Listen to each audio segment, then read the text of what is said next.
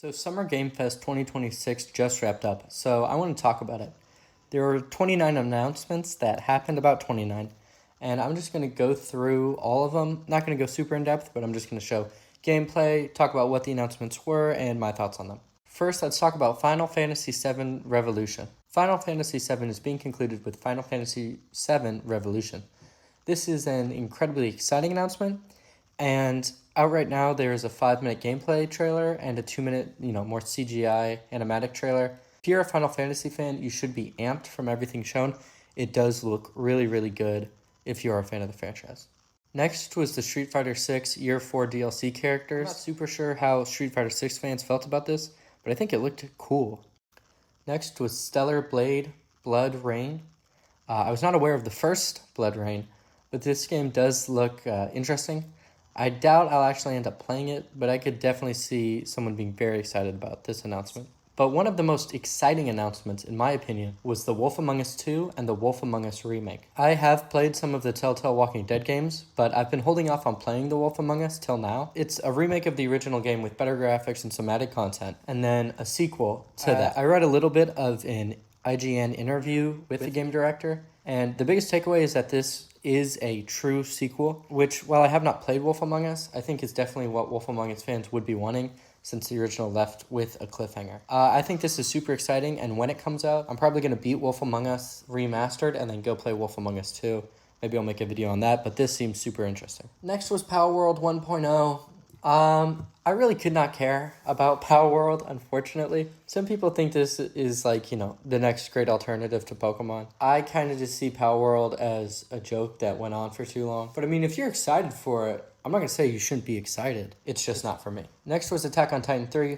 I don't watch anime, so I haven't seen Attack on Titan. I haven't played the games either. So you'll have to decide for yourself how to feel about this. To me, based on the gameplay, it just looked fine. Next was Clutch, and Clutch is intriguing.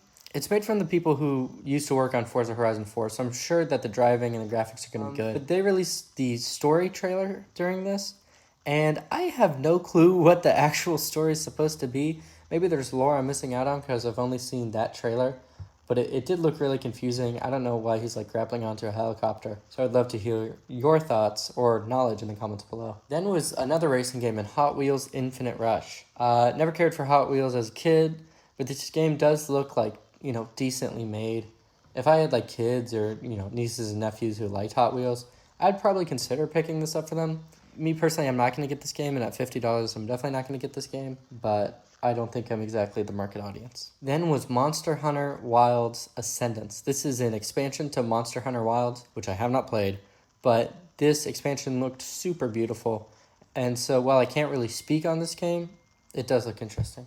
And next, maybe the weirdest announcement. I didn't know if other people knew this was coming, but Among Us Story On Guard. So this is a standalone single-player game, which to me is really weird. The original Among Us thrives off playing with your friends, right? And this is most apparent when you're not playing with your friends. Solo queuing in Among Us, genuinely bottom 5 experience. So I wonder what this game is going to feel like. Is this just going to feel like a regular detective game, but everyone's, the Among Us characters? Or is this just going to feel as lonely and boring as solo queuing in Among Us? And then my other big question is, how long is this game going to be? Is this a multi-hour experience? Because regular Among Us matches are only a couple minutes. I have no clue, but I'm going to have to see more before I make an actual opinion. It seems very weird. The next announcement I want to talk about is The Blood of Dawn Walker. This is made by the same people who did The Witcher 3, which unfortunately I have not played. And to me, from everything I can see, I'm not going to play this. It seems a lot more vampire-focused. I believe the main character is a vampire, or at least vampire-inspired. And while I imagine this probably plays similarly to The Witcher 3, I haven't played it, doesn't really interest me, so I'm probably going to pass on this one. And then what I really didn't expect was Star Wars Zero Company. Now, I did hear rumors that there was going to be another Star Wars game, but I thought it was going to be another, Jedi Fallen Order type game. But instead, this is a turn-based strategy game, which initially made me nervous, but I can actually see this game being decent. So kind of like Fire Emblem Deaths are permanent, and it seems like there's a really wide range of moves. I don't have much experience with games like this, but I'd consider picking it up. And there was also the Anakin reveal. He's going to be involved in this game somehow. My biggest question is this game going to have enough different stuff going on to keep it interesting? And who is the Sith that they teased? My guess would be Asajj Ventress, but I really don't know. Next was Lords of the Fallen 2. I have not played the first Lords of the Fallen, and this game did nothing to interest me. Then there was Genesis. It's a 3v1 multiplayer horror game. I'm not going to play it, but I don't know. Maybe you and your friends will have fun with it. Not me. Then there was 1666 Amsterdam. I only really had screenshots, so I'll pass. Next was Mafia, the Old Country expansion, Man of Honor. This is an expansion to Mafia, the Old Country, which I have also not played, so you'll have to decide for yourself on this one. And then there was also RuneScape Dragon Wilds. This was just saying that the full release is going to be on September 15th. That was pretty much the whole announcement. Then there was Virtua Fighter Crossroads. So this is a fighting game that revolves around the Chinese mob, and it's going to release sometime in 2027. Trailer didn't show off any gameplay, so I don't have much to say. But I don't know, it didn't look that great to me. And then there was also Guild Wars 3. Guild Wars 3 was revealed and will be coming to PS5 and PC with a beta test in the fall of 2027. Which means that I will not be able to play this game. But if you have a PS5 or PC, I would get excited. Then there was Gundam Rogue Orbit. The CGI trailer looked pretty amazing, but the actual gameplay shown was minimal. I think the game could be good, but I'm not exactly getting my hopes up. Additionally, Gundam fans seemed a little disappointed that it was Gundam versus aliens.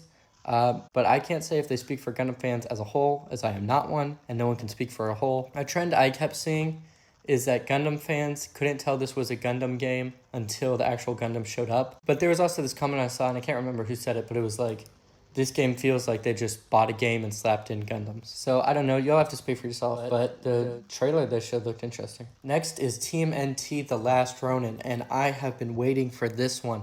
So I've known this game was in development for, I think, a couple of years now, and I am honestly super excited. We didn't really get to see anything from the game, and I don't even think we got a release date, but I think it was just, another teaser for it, and I am excited. I know just a little bit about The Last Ronin comics, so I really want to experience this game, fresh, so I'm not going to be spoiling myself too much with the lore, but I think this game could be really good. I believe the creators of Ninja Gaiden 4 were also the ones to work on this, so I imagine the gameplay is going to be somewhat similar to that, so I think that could be really cool. So Crossfire is a single-player, third-person shooter, but with some sci-fi elements. It looks like some people are turning into, ultra-strong versions of themselves and, monsters. It's not really my type of game, but it does look interesting. And then was Hayx. Hayx is a sci-fi first-person shooter that, to me, appears to be multiplayer. I can't see if that was confirmed or not, but it looked like it was a multiplayer game, and it seemed very story focused. It looks intriguing, but it's very hard to tell what this game's about. The trailer showed soldiers or something were in a forest, and it looks like there's alien tech there, like it's some kind of alien building. And there's also some type of